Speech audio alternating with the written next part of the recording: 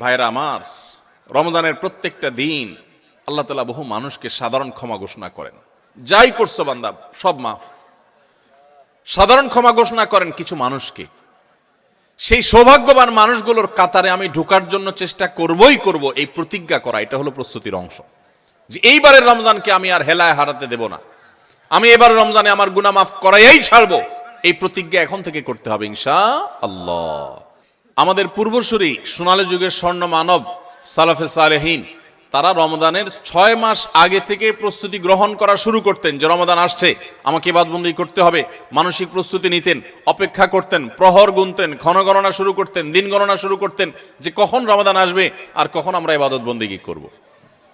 আর আমাদের অবস্থা হলো আমরা অপেক্ষায় থাকি যে চাঁদ উঠলে শুরু করব, চাঁদ দেখা গেলে তখন এবার আমরা কোরআন তেলাওয়াত, জিকির আজকার, ইবাদতবন্দি শুরু করব। ভাইরা আমার, দাঁড়ায় থাকা একজন মানুষ দ্রুততার সাথে হঠাৎ করে খুব জোরে দৌড় দেওয়া শুরু করতে পারে না। দাঁড়ানো থেকে আগে হাঁটা শুরু করে, এরপর একটু গতি বাড়ায়, তারপরে অনেক স্পিড মানুষ দেয়। একটা গাড়ি যখন দাঁড়ানো থাকে, ওই দাঁড়ানো গাড়িটাকে হঠাৎ করে 100 মাইল স্পিডে চালানো যায় না। আগে 10, 20, 30 স্পিডে চালাইতে হয়, এরপর আস্তে আস্তে উঠাইতে উঠাইতে 100, 150 পর্যন্ত উঠাইতে পারে। আপনি দাঁড়িয়ে আছেন, ইবাদতবন্দি করছেন না, অপেক্ষা করছেন রমাদান আসবে, তখন আপনি দিবেন দৌড়, একেবারে আমল করে শেষ করে ফেলবেন। যারা রমজানের চাঁদ উঠার জন্য অপেক্ষা করে যে চাঁদ উঠলে কোরআন তেলাওয়াত শুরু করব, চাঁদ উঠলে জিকির আজকার শুরু করব, চাঁদ উঠলে দোয়া দরুদ শুরু করব, রোজা শুরু করব, নফল নামাজ শুরু করব, দান সাদেকা শুরু করব, এদের বেশিরভাগ মানুষের অবস্থা হলো রমজান দেখতে দেখতে চলে যায়, তার ইবাদত আর করা হয় না।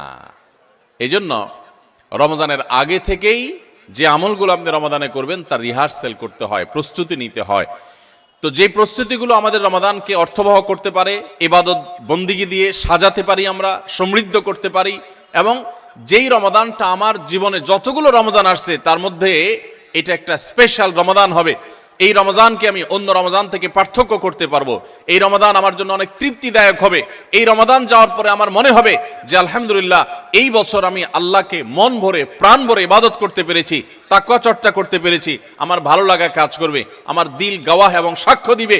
সেই রকম রমাদান কাটাতে হলে আপনাকে রমাদানের আগে থেকে অনেকগুলো প্রস্তুতি নিতে হবে। প্রস্তুতি নম্বর 1 নম্বর প্রস্তুতি হলো আমাদের রমাদানের আগ পর্যন্ত, এই যে গত রমজান থেকে এই রমাদান পর্যন্ত বা জীবনের শুরু থেকে এই পর্যন্ত যত পাপাচার আমরা করেছি, যত গুনাহ করেছি, যত অন্যায় করেছি, রমজানে ইবাদত বন্দিগির প্রস্তুতির অংশ হিসাবে সেই গুনাহ এবং পাপাচারগুলো থেকে আল্লাহর কাছে মাপ চাইতে হবে, ইস্তেগফার করতে হবে, ক্ষমা প্রার্থনা করতে হবে, বলতে হবে মাবুদ আমি যে অপরাধী, আমি যে পাপিষ্ঠ, কত গুনাহ করেছি, কত অন্যায় করেছি, তোমার কাঠগড়ার আসামি আমার নামে বহু মামলা হয়ে আছে। এত অপরাধ করার পর রমাদানে যখন আল্লাহ তাআলা রহমত, বরকত, মাগফিরাত, নাজাত, বহুবিধ কল্যাণ তার বান্দাদেরকে দিবেন, পাপিষ্ঠরা তো সাধারণত আল্লাহর এই রহমতগুলো থেকে বঞ্চিত হয়। তো আল্লাহ আমার গুনাহ খাতাগুলো যেগুলো আগে ছিল সেগুলো সব মাফ করে আমার রমাদানে তোমার যে রহমত বরকত নাজিল হবে সেটার জন্য আমাকে একটু উপযোগী করে দাও, আমি যেন পাপিষ্ঠ হয়ে তোমার রহমত থেকে বঞ্চিত না হই। এখন থেকে সেই দোয়া করা, সেই চোখের পানি ফেলা, ইস্তেগফার করা, এটা রমজানের প্রস্তুতির অংশ। মক্কার ইমাম শেখ আব্দুর রহমান আস-সুদাইস হাফিজাহুল্লাহ, তার কাছে কিছু যুবক, সৌদিয়ান কিছু যুবক একবার যে বললেন যে আমরা প্রতি বছর রমজান আসার আগেই প্রস্তুতি নেই মানসিকভাবে যে আমরা এবার রমাদানে অনেক ইবাদত বন্দি করব, কোরআনটা খতম দিব, 5 ওয়াক্ত নামাজ 1 ওয়াক্ত আমরা ছাড়বো না, রমজান আসলে আমরা অনেক ভালো ভালো কাজ করব, আমরা এগুলো পরিকল্পনা করি। কিন্তু দুঃখের বিষয় হলো দেখতে দেখতে রমজানটা চলে যায়, শেষের দিকে আফসোস হয় এবং একটু খারাপ লাগা কাজ করে, এবং দিন শেষে রমাদান পার হয়ে যায় এবং আমরা আবার অপেক্ষা থাকি, ঠিক আছে তাহলে পরের বছর করব। এভাবে রমজানে আর ইবাদতের তৌফিক হয় না। এত চেষ্টা করি, এত নিয়ত করি, কিন্তু আসলে না ওই কোরআনটাও ভালো করে খতম দিতে পারি, খতম দিলেও কোনো রকম খতম হয়, সুন্দর করে পড়া হয় না, ধীরস্থিরতার সাথে তেলাওয়াত করা হয় না, নামাজটা ঠিক মতো পড়া হয় না, কোনো ফাঁক দিয়া তারাবি মিস হয়ে যায়, আমার গুনাহ হয়ে যায়। আমি ভালো থাকতে চাই কিন্তু রমাদানে ইবাদত করার তৌফিকটা হয় না। কেনই অবস্থা হয় আপনি আমাদেরকে একটু নসিহত করেন। তখন শেখ সুদাইস হাফিজাহুল্লাহ তিনি তাদেরকে বলেছিলেন যে আমার মনে হয় রমজান যখন শুরু হয় আল্লাহর অবারিত রহমত যখন ঢেকে ফেলে ইমানদারদেরকে, যারা নিজের পাপাচারে, নিজের কৃতকর্মে, নিজের অপরাধে, নিজের গুনাহের কারণে আল্লাহর রহমত থেকে বহু দূরে সরে গেছে, তারা আল্লাহর রহমতের উপযুক্ততা হারিয়ে ফেলেছে। সেই উপযুক্ততা হারিয়ে ফেলার কারণেই আমরা অনেকেই ইবাদত করতে চাই, কিন্তু বেটে বলে হয় না। আমরা অনেক চিন্তা করি, অনেক কিছু করব, কিন্তু হয়ে ওঠে না। রমজানটা চলে যায়, কপাল পোড়া হয়ে যায়। রমজানে যদি ইবাদত করতে না পারেন তো এটা শুধু শখের ব্যাপার না। রমজানে ইবাদত করতে না পারলে তো স্বয়ং নবী সাল্লাল্লাহু আলাইহি সাল্লাম এবং জিবরিলের বদদুয়ার ভাগীদার হবেন। বাউদামান আদরাকা রমাদানা ফালাম ইগফারলাহ ওয়ালাম ইগফারলাহ, যে ব্যক্তি রমজান পেল অথচ তার রমজানের গুনাহ খাতাগুলোকে মাফ করাইতে পারলো না, আল্লাহর রহমতের ভাগীদার হতে পারলো না, এ তো কপাল পোড়া, এ ধ্বংস অনিবার্য। তাহলে আমরা আল্লাহর রহমত থেকে বঞ্চিত হই, ধ্বংসের দ্বার প্রান্তে চলে যায়। রমাদানে কত মানুষকে আল্লাহ মাফ করেন। আমি কপাল পোড়ার মতো সেই জায়গায় দাঁড়ায় আছি। আগে যা ছিলাম রমজানও তাই, একটু রোজা রাখলাম, একটু ইফতার করলাম, একটু সাহারি খেলাম, একটু তারাবি টুকটাক পড়লাম, বাস এ হলো আমার রমজান। রমজান চলে যায়, আমার চোখের পানি আসে না, আমার দোয়া আসে না, আমার কান্নাকাটি আসে না, আমার ক্ষমা প্রার্থনা আসে না, আমার তওবা আসে না, আমার ইস্তিগফার আসে না, আমার জীবনটা পরিবর্তন হয় না, আমার সংশোধন হয় না, আমার আত্মশুদ্ধি হয় না, আমি কপাল মতো পোড়ার মতো পড়ে থাকি। এর অন্যতম প্রধান কারণ হলো যে আমি সারা বছর পাপাচার করে আল্লাহর রহমত থেকে এত দূরে সরে গেছি যে রমাদানের আল্লাহর এই রহমতের উপযুক্ততা আমার হারিয়ে ফেলেছি। এজন্য শেখ সুদেশ তাদেরকে বলেছিলেন, আমার মনে হয় আমাদের গুনাহ এবং পাপাচারের কারণে আল্লাহর রহমতের উপযুক্ততা আমরা নষ্ট করে ফেলেছি। এই জন্য রমজান আসার আগে প্রস্তুতি হিসেবে আমরা আল্লাহর কাছে চোখের পানি ফেলে দোয়া করে আগের সব গুনাহগুলো মাপ চেয়ে নেই যে আল্লাহ রমজানের রহমতের উপযুক্ত হওয়ার জন্য আমার পূর্বের সব গুনাহ মাফ করে দেন, আমার হালখাতা করে দেন।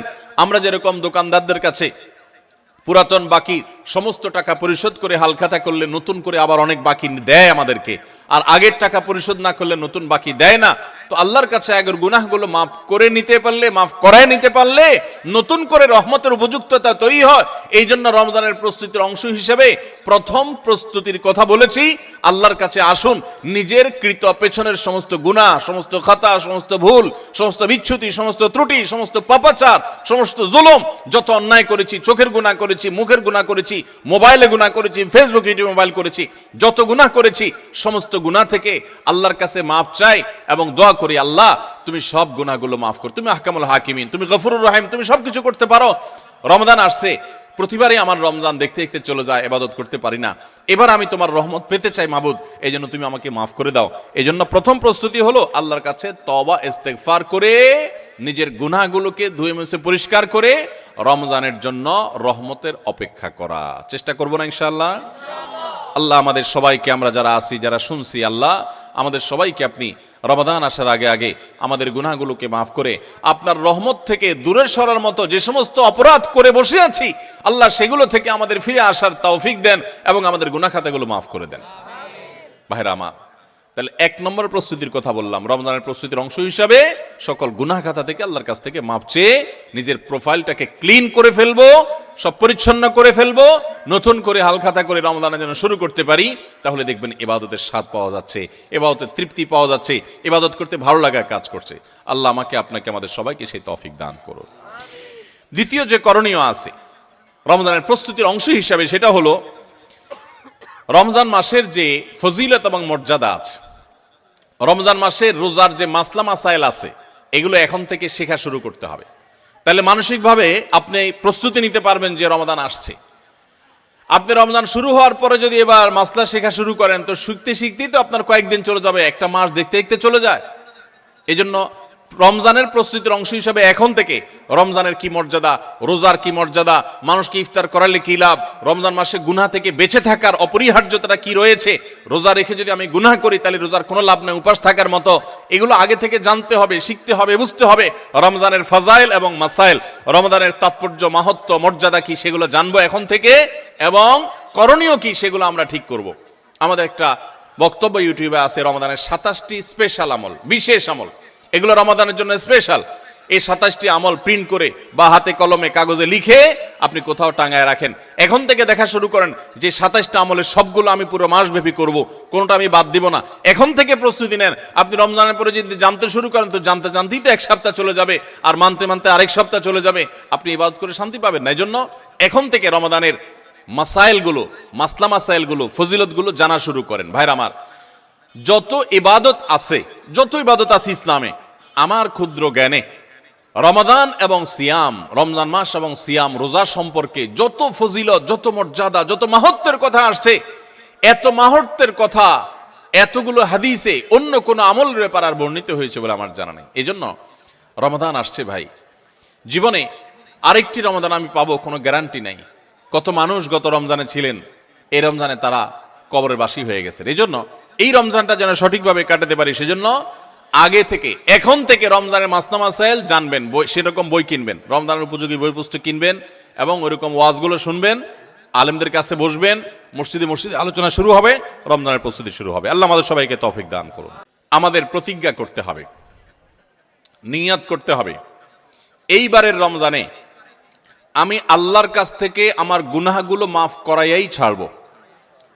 প্রত্যেক দিন ভাইরা আমার, রমজানের প্রত্যেকটা দিন আল্লাহ তাআলা বহু মানুষকে সাধারণ ক্ষমা ঘোষণা করেন।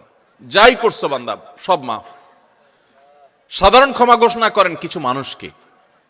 সেই সৌভাগ্যবান মানুষগুলোর কাতারে আমি ঢোকার জন্য চেষ্টা করবই করব। এই প্রতিজ্ঞা করা, এটা হলো প্রস্তুতির অংশ, যে এইবারের রমজানকে আমি আর হেলায় হারাতে দেব না, আমি এবারের রমজানে আমার গুনাহ মাফ করাইয়াই ছাড়বো। এই প্রতিজ্ঞা এখন থেকে করতে হবে ইনশাআল্লাহ। প্রতিজ্ঞা করবেন তো ইনশাআল্লাহ, যে যেই কোনো কিছুর বিনিময় হোক আল্লাহর কাছ থেকে ক্ষমা আমি আদায় করেই ছাড়বো, আমি আল্লাহর কাছ থেকে ক্ষমা নিয়েই ছাড়বো। এখন আপনি বলতে পারেন যে ক্ষমা যে আমি পেয়েছি তার গ্যারান্টি কি, কিভাবে নিশ্চিত হব? ভাইরা আমার, কোন সালাফ বলেছেন আমাদের দোয়া কোনটা আল্লাহর কাছে কবুল হয়েছে আর কোনটা কবুল হয়নি নিশ্চিত হওয়ার কোনো উপায় আছে কিনা। তো তারা বলেছেন যে যেই দোয়ার পর, যে কান্নাকাটির পর, যে প্রার্থনার পর, যে মুনাজাতের পর আপনার মানসিক প্রশান্তি অনুভব হয়, আপনার মনের মধ্যে এক ধরনের সুখ অনুভব হয়, তৃপ্তি অনুভব হয়, আপনার প্রশান্তির এক বাতাস বয়ে যায়, খুব ভালো লাগা কাজ করে যে আমি দোয়া করেছি, আল্লাহর কাছে চোখের পানি ফেলেছি, কান্নাকাটি করেছি, ভালো করে মনোযোগী দোয়া করতে পেরেছি। এরকম যদি তৃপ্তি অনুভব হয় তাহলে সুধারণা করতে পারেন যে আল্লাহ আপনার দোয়াটা কবুল করেছেন।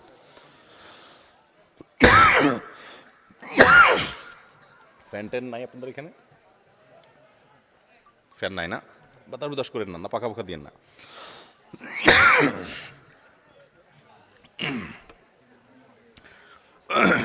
তাহলে রমাদানের প্রস্তুতির অংশ হিসেবে আমরা আল্লাহ রাব্বুল আলামিনের মাগফিরাত এবারের রমজানে আদায় করেই ছাড়বো, এই প্রতিজ্ঞা এখন থেকে করতে হবে। সাধারণ নিয়ত না, প্রতিজ্ঞা, পাক্কা নিয়ত করতে হবে। চেষ্টা করবো না ইনশাআল্লাহ, যে আমি আল্লাহর কাছ থেকে আমার গুনাহগুলোকে মাফ করাইয়াই ছাড়বো। যত ত্যাগ করা লাগে, যত স্যাক্রিফাইস করা লাগে করবো, তারপর আমি মাফ করাই ছাড়বো ইনশাআল্লাহ। চেষ্টা করা যাবে না? আল্লাহ আমাদের সবাইকে তৌফিক দান করুন। ভাইরা আমার, 4 নম্বর যে করণীয় আছে আমাদের রমজানের প্রস্তুতির অংশ হিসাবে, সেটা হলো যদি কারোর আগের রমজানের, গত বছরের রমজানের রোজা বাকি থাকে, হতে পারে কেউ অসুস্থ ছিলেন, এত বেশি অসুস্থ হয়ে পড়ছেন যে রোজা রাখতে পারেন নাই, ভাঙতি পড়ছে, অথবা মা বোনদের মাসিকের কারণে রোজা ভাঙতি পড়ে থাকতে পারে, সফরের কারণে রোজা ভাঙতি পড়ে থাকতে পারে। এই ভাঙতি রোজাগুলো এই বছরের রমজানের আগে আগে রেখে দিতে হবে। আম্মা জান আয়েশা রাদিয়াল্লাহু তাআলা আনহা তার ভাঙতি রোজাগুলো পরবর্তী রমজানের আগে আগে রেখে ফেলতেন। এই জন্য রমজানের রোজার প্রস্তুতির অংশ হিসাবে আগের কোনো ভাঙতি বা কাজা রোজা থাকলে এই রমজানের আগে আগে সেগুলো রেখে ফেলা উচিত এবং উত্তম। এটা রমজানের চতুর্থ প্রস্তুতি। 5 নম্বর প্রস্তুতি হলো নিজের অন্তরকে শিরক এবং হিংসা থেকে মুক্ত করা। আল্লাহর সাথে কোনো কাউকে, সেটা কোনো মাজারে শায়িত ব্যক্তি হোক, কোনো জীবিত ব্যক্তি হোক, কোনো কাউকে আল্লাহর সাথে অংশীদার সাব্যস্ত করা যাবে না। এই শিরক করা থেকে নিজেকে পরিচ্ছন্ন করতে হবে, তাওহীদটাকে স্ট্রং করতে হবে এবং নিজের অন্তরকে হিংসা, বিদ্বেষ, শত্রুতা এগুলো থেকে পরিচ্ছন্ন করতে হবে। আপনি যদি এগুলো থেকে পরিচ্ছন্ন করেন, এগুলো থেকে পরিষ্কার করেন অন্তরকে, তাহলে ইনশাআল্লাহ বিইذনিল্লাহ আল্লাহ তাআলা প্রতিদিন যে বহু মানুষকে সাধারণ ক্ষমা ঘোষণা করেন, আপনি আশা করতে পারেন যে আপনি সাধারণ ক্ষমার আওতায় পড়বেন। কারণ হাদিস থেকে আমরা জানি যে যারা শিরকের মধ্যে থাকে, যাদের অন্তরে মানুষের প্রতি হিংসা থাকে, শত্রুতা থাকে, তারা আল্লাহর সাধারণ ক্ষমা থেকে মাহরুম এবং বঞ্চিত থাকে। অতএব আল্লাহর সাধারণ ক্ষমার উপযুক্ত হওয়ার জন্য নিজেদের অন্তরকে এই সমস্ত গুনাহ থেকে, বিশেষ করে শিরক এবং হিংসা থেকে পরিচ্ছন্ন হতে হবে, এটা হবে রমজানের প্রস্তুতির অংশ।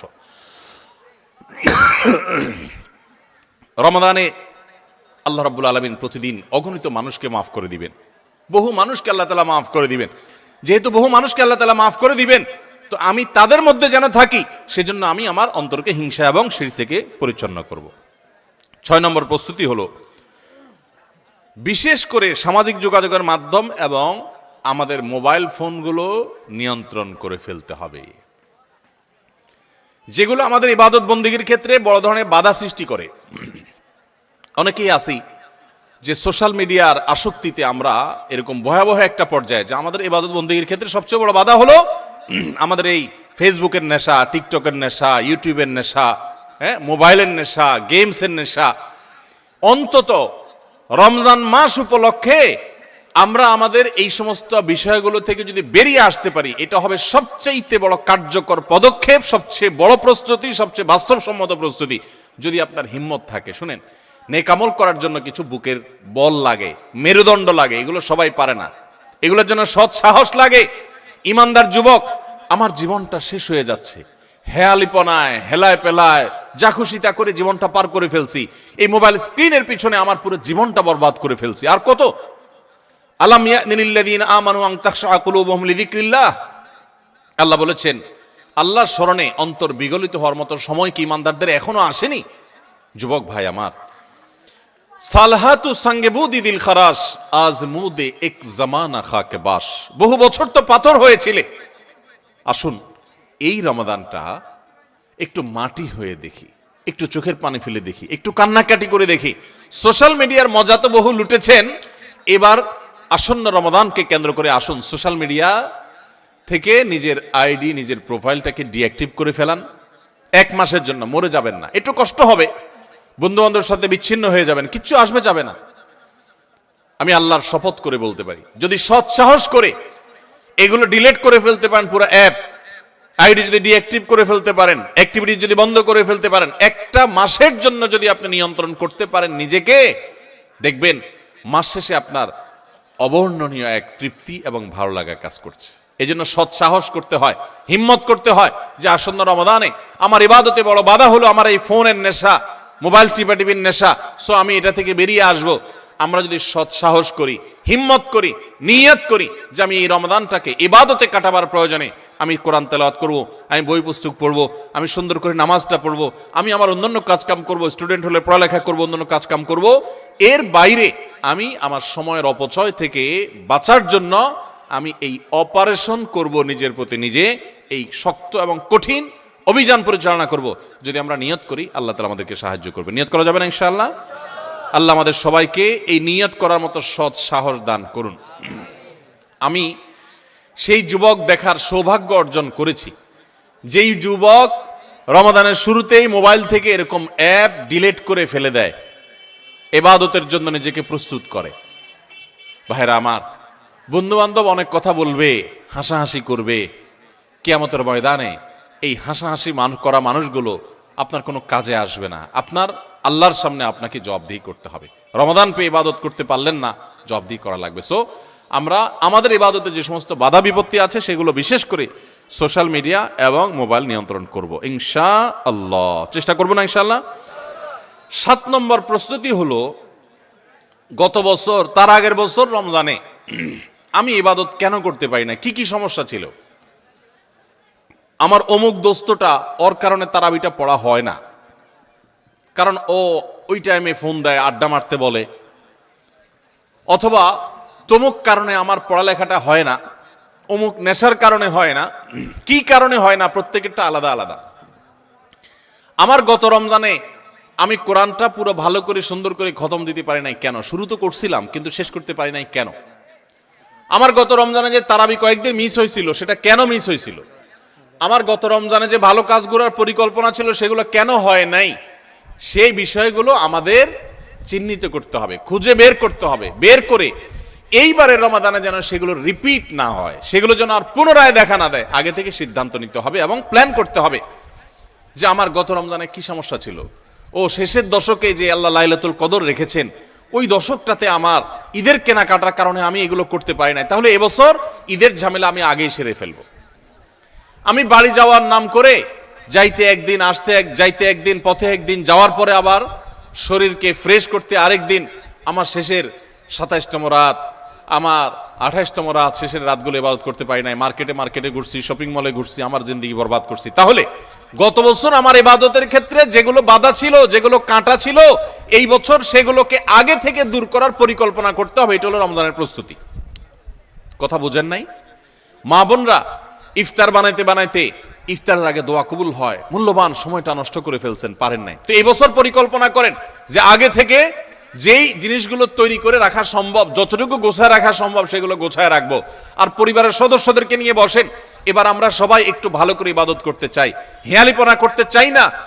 আমরা রমাদান খেয়ে পরে কাটানোর জন্য আল্লাহ দেন না, ইবাদতের জন্য দিয়েছেন।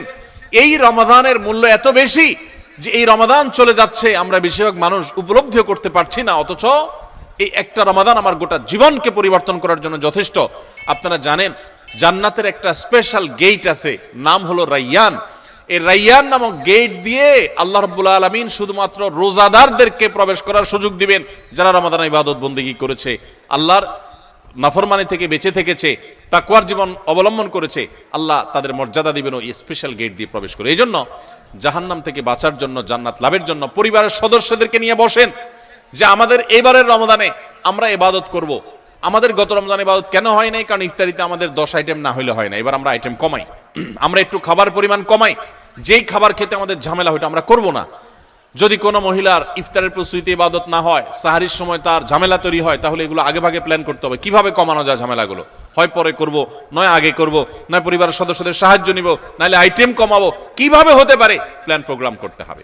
বেড়াবেড়ি, দাওয়াত খাই, ইফতার পার্টি, সাহারি পার্টি, এগুলো করতে গিয়ে আমার ইবাদত হয় নাই, সো আমি এবছর সেগুলো করব না। এজন্য গত বছরের সমস্যাগুলো চিহ্নিত করে সেগুলো থেকে এবার দূরে থাকার চেষ্টা করতে হবে। এটা হলো 7 নম্বর প্রস্তুতি। 8 নম্বর প্রস্তুতি হলো রমাদানের যে আমলগুলো আছে, রমাদানের ওই যে বললাম 27টা স্পেশাল আমল আছে হাদিসের আলোকে, 27টা।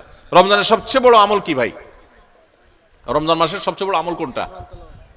সবচেয়ে বড় আমল হলো রোজা রাখা। রোজা রাখার চেয়ে বড় কোনো আমল আছে?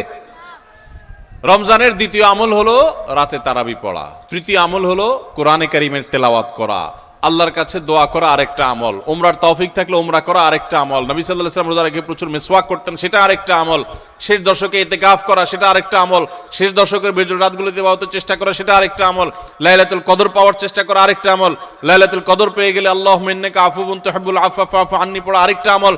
এই রকম 27টি আমল স্পেশাল আছে রমাদানের জন্য, যেগুলো কোরআন এবং হাদিস থেকে প্রমাণিত। তাহলে সেই আমলগুলোকে এখন থেকে টুকটাক করা শুরু করার চেষ্টা করা। একটু নফল রোজা রাখেন, তাহলে রমজানে যে রোজা রাখবেন ওটা সহজ হবে। এখন থেকে রোজা রাখার অভ্যাস করেন। নবী সাল্লাল্লাহু আলাইহি ওয়াসাল্লাম মাসে বেশি বেশি রোজা রাখতেন। আপনি এখন থেকে দান সাদাকার অভ্যাস শুরু করে দেন, প্ল্যান পরিকল্পনা শুরু করে দেন। এইটা হবে রমজানের প্রস্তুতি, যে রমজানে যে আমলগুলো করবেন এখন থেকে সেগুলো শুরু করে দেন। ওই যে বললাম দাঁড়ানো গাড়ি 100 মাইল স্পিডে চলতে পারে না, আগে 20 মাইল স্পিডে চলেন, শুরু করে দেন। এরপর চাঁদ উঠলে রমজান শুরু হয়ে গেলে আপনি 100 মাইল স্পিডে যেতে পারবেন। চেষ্টা করবেন না ইনশাআল্লাহ? তাহলে 8 নম্বর আমল হলো ভাই, রমজানে যে আমলগুলো করব সেগুলোকে এখন থেকে রিহার্সেল শুরু করে দিব, প্রস্তুতিমূলক ওয়ার্ম আপ এটা শুরু করে দিব, মহড়া শুরু করব একটু একটু করে, যে রমজানের তেলাওয়াত করব, এখন আর ধরবই না। তো রমজানে আমি প্রতিদিন 1 পারা পড়বো, এখন 1 পৃষ্ঠা পড়ি। রমজানে প্রতিদিন 3 পারা পড়বো, এখন 1 পারা পড়ি। আমি একটু একটু করে কোরআনের সাথে সম্পর্ক করি, কোরআনটাকে রেডি করি, কোরআন কিনে প্রস্তুত করি নেই যে কোনটা আমি পড়বো না পড়বো, সেগুলো রেডি করি। 9 নম্বর আমল হলো রমাদানের সময় আমি কোন আমল করব না করব, কখন কি করব, এটার একটা চার্ট রেডি করে ফেলবো। আমার কোরআন খতম করতে হলে এমন টাইমে কোরআন তেলাওয়াত করতে হবে প্রতিদিন যখন কোনো কাজ থাকে না, ফজরের পরে আমি একটু কোরআন তেলাওয়াত করে তারপর ঘুমাবো, তাহলে ওই টাইমে তার অন্য কোনো ঝামেলা থাকে না, আমার আর মিস হবে না ইনশাআল্লাহ। তারাবির পর আমি সোহর আগ দিতে তেলাওয়াত করি, তারপর শোবো। আবার ভোর রাতে দোয়া কবুল হয়, সাহারি খাইতে উঠলে আমি প্রতিদিন 10 মিনিট হাতে রাখবো একটু দোয়া করার জন্য। আগে থেকে এগুলো চার্ট তৈরি করে ফেলতে হয় যে কোন টাইমে আমি কি করব। আমার প্রত্যেকটা বিষয়কে যদি এখন শিডিউলের মধ্যে নিয়ে আসতে পারি, ইনশাআল্লাহ রমাদানের যথাযথ প্রস্তুতি গ্রহণ করা হবে এবং দেখবেন আপনার রমাদানে অনেক অর্জন করার সুযোগ আপনি লাভ করেছেন। তাহলে 9 নম্বর প্রস্তুতি হলো চার্ট করা, শিডিউল করে ফেলা, পুরো রমজান মাস কিভাবে কাটাবেন তার সারা দিন সকাল থেকে রাত পর্যন্ত একেবারে পুরো শিডিউল। 10 নম্বর হলো শাবান মাসের শেষ দিনে 29শে শাবান পশ্চিম আকাশে চাঁদ দেখবেন, এটাও রমজানের প্রস্তুতির অংশ। আমরা আমাদের ছোটবেলায় গ্রামে চাঁদ দেখেছি, এখন মানুষ চাঁদ দেখে না, দেখে চাঁদ আকাশে দেখে না, চাঁদ এখন মোবাইলে খোঁজে। কোথায় খুঁজে? মাগরিবের পরেই মোবাইল হাতানো শুরু করে দেয়, এই রমজানের চাঁদ দেখা গেছে, ঈদের চাঁদ দেখা গেছে কিনা, চাঁদ দেখা কমিটি কি বলছে, ফেসবুকে নিউজ আসছে কিনা দেখো। চাঁদ তালাশ করার কথা আকাশে, সেখানে চাঁদ তালাশ করে আমরা কোথায়? মোবাইলে। চাঁদ দেখা কমিটি যে চাঁদ দেখার ঘোষণা দিবে, তাদের কাছে তো আসমান থেকে ফেরেশতা নাজিল হবে না যে ওইটা শুনে তারা ঘোষণা দিবে। আমরা সারা দেশ থেকে দেখলে, তাদেরকে নিউজ দিলে তারপর না তারা সেই নিউজের ভিত্তিতে ঘোষণা দিবে। তো আমরাই যদি সবাই চাঁদ দেখা বন্ধ করে দেই, তাহলে তারা কিভাবে ঘোষণা দিবে? এই জন্য দেখবেন চাঁদ দেখা কমিটি বেচারারা ঘোষণা দিতে দিতে কোনো বছর রাত 10টা 11টা 12টা বাজায় দেয়। সাধে বাজায়, কারণ আমরা তো তাদেরকে সাহায্য করি না। মনে রাখবেন, রমজানের চাঁদ অন্য যে কোনো আরবি হিজরি মাসের চাঁদ যদি আপনি খোঁজেন পশ্চিম আকাশে, দেখেন আর না দেখেন, আপনি একটু তালাশ করেন, চেষ্টা করেন, যদি চাঁদ দেখার চেষ্টা করেন, তাহলে আপনি চেষ্টা করার কারণে সওয়াব পাবেন, সুন্নাত একটা জিন্দা করার সওয়াব পাবেন। আর চাঁদ যদি দেখতে পান তাহলে দোয়া পড়বেন, আল্লাহুম্মা আহিল্লাহু আলাইনা বিল ইয়ুমনি ওয়াল ঈমান ওয়াস সালামাতি ওয়াল ইসলাম রব্বি ওয়া রাব্বুকাল্লাহ। হে চাঁদ, হে আল্লাহ, আমি তোমার কাছে এই চাঁদ, এই চাঁদের মাসটা, এই মাসটা আমি বরকতময় মাস হিসাবে তোমার কাছে চাই। ঈমানের সাথে যেন থাকতে পারি, শান্তি নিরাপত্তার সাথে থাকতে পারি, ইসলামের সাথে থাকতে পারি। এরপর চাঁদকে লক্ষ্য করে বলা, হে চাঁদ, তোমার এবং আমার সৃষ্টিকর্তা এক আল্লাহ, তোমারও রব আল্লাহ, আমারও সৃষ্টিকর্তা আল্লাহ। তো এই দোয়া পড়া সুন্নাত। যদি চাঁদ দেখতে পান দোয়া পড়বেন, আর না দেখতে পারলে চেষ্টাটা করবেন, তাও সওয়াব পাবেন। এই জন্য শাবানের 29 তারিখে পশ্চিম আকাশে চাঁদ তালাশ করবো তো ইনশাআল্লাহ। এগুলো এখন বিদায় হয়ে গেছে, চাঁদ তালাশ করা। চাঁদ তালাশ করা একটা বিলুপ্ত সুন্নাহ। এই সুন্নাহ জিন্দা করার চেষ্টা করবেন, রাস্তা বের হয়ে পশ্চিম আকাশে তাকাবেন, তাহলে এটা হবে রমজানের প্রস্তুতির একটি বিষয়। 10 নম্বর প্রস্তুতি হলো শাবান মাসে চাঁদ দেখা। আর 11 নম্বর এবং সর্বশেষ প্রস্তুতি হলো আল্লাহর কাছে ইবাদতের জন্য দোয়া করতে হয়। আমাদের পরিকল্পনা আমরা করতে পারি, কিন্তু তৌফিকটা আসলে আল্লাহ দিবেন। এই জন্য আমার পরিকল্পনাগুলো করে আমি বলবো, আল্লাহ আমি চাটও তৈরি করেছি, রমজানে মাসালা জানার জন্য বইও কিনেছি, আমি কোরআনও তো রেডি করেছি, তেলাওয়াতও শুরু করে দিয়েছি, টুকটাক নফল রোজা রেখে আমার প্রস্তুতিও শুরু করে দিয়েছি। আমি আমার জায়গা থেকে যা করতে পারার আমি করছি। মাবুদ, এবারের রমজানটাতে তুমি আমার একটু ইবাদত করার তৌফিক দিও। ভাইরা আমার, আপনারা অনেকেই অনেক স্বাদ জীবনে আস্বাদন করেছেন, আড্ডা মেরে বন্ধু বান্ধবের সাথে একান্তে কাটিয়ে বিভিন্ন রকমের কাজ করে মজা অনেক লুটেছেন। আল্লাহর শপথ, রমজানটাতে যদি আপনি ইবাদত করে কাটাতে পারেন, রাতভর একটু চোখের পানি ফেলে তাহাজ্জুদের সময় সাহারি খাওয়ার পর 10টা মিনিটে যদি একটু কাঁদতে পারেন, আল্লাহর কাছে মাপ চাইতে পারেন, আপনার কাছে পৃথিবীর যে কোনো কিছু তৃপ্তির চাইতে অনেক বেশি তৃপ্তিদায়ক হবে এই আল্লাহর কাছে একান্ত মুহূর্তে কান্নাকাটি করা, দোয়া করা, ইবাদত করা, ইস্তেগফার করা, আমলে মশগুল থাকা। আপনি সেই জিনিসটা করার পরিকল্পনা এই বছর রমাদানে নেন, চেষ্টা করা যাবে না ইনশাআল্লাহ। ভাইরা আমার, সেজন্য আল্লাহর কাছে দোয়া করতে হবে, আল্লাহ আমি আমার চেষ্টা যা নেওয়ার, প্রস্তুতি যা নেওয়ার আমি নিয়েছি, চেষ্টা করেছি, মাবুদ তুমি এবার আমাকে তৌফিক দিও। নবী সাল্লাল্লাহু আলাইহি সাল্লাম প্রত্যেক নামাজের পরে দোয়া করতেন, আল্লাহুম্মা আইন্নি আলা যিকরিকা ওয়া শুকরিকা ওয়া হুসনি ইবাদাতিক। ও আল্লাহ, তোমার কাছে আমি সাহায্য চাই যেন তোমার সুন্দর করে ইবাদত করতে পারি, যেন তোমার স্মরণ আমি সুন্দর মতো করতে পারি, হ্যাঁ, তোমার কৃতজ্ঞতা শুকরিয়া যেন আদায় করতে পারি, সেই তৌফিক তুমি দাও। আল্লাহর কাছে তৌফিক চাইতে হয়। এই জন্য ভাইরা, রমাদানের সর্বশেষ এবং 11তম প্রস্তুতি বলেছি, আল্লাহর কাছে দোয়া চেয়ে নিতে হবে যে আল্লাহ তুমি আমাকে তৌফিক দিও। আল্লাহ তাআলা আমাদের সবাইকে রমাদানের এই সবগুলো প্রস্তুতি যথাযথভাবে করে আসন্ন রমাদানকে আমাদের জীবনে এক ব্যতিক্রমী রমাদান, সার্থক রমাদান, সফল রমাদান, তৃপ্তিদায়ক রমাদান এবং জান্নাত কামানো রমাদান, মাগফিরাত লাভ করা রমাদান হিসাবে কাটাবার তৌফিক নসিব করুন।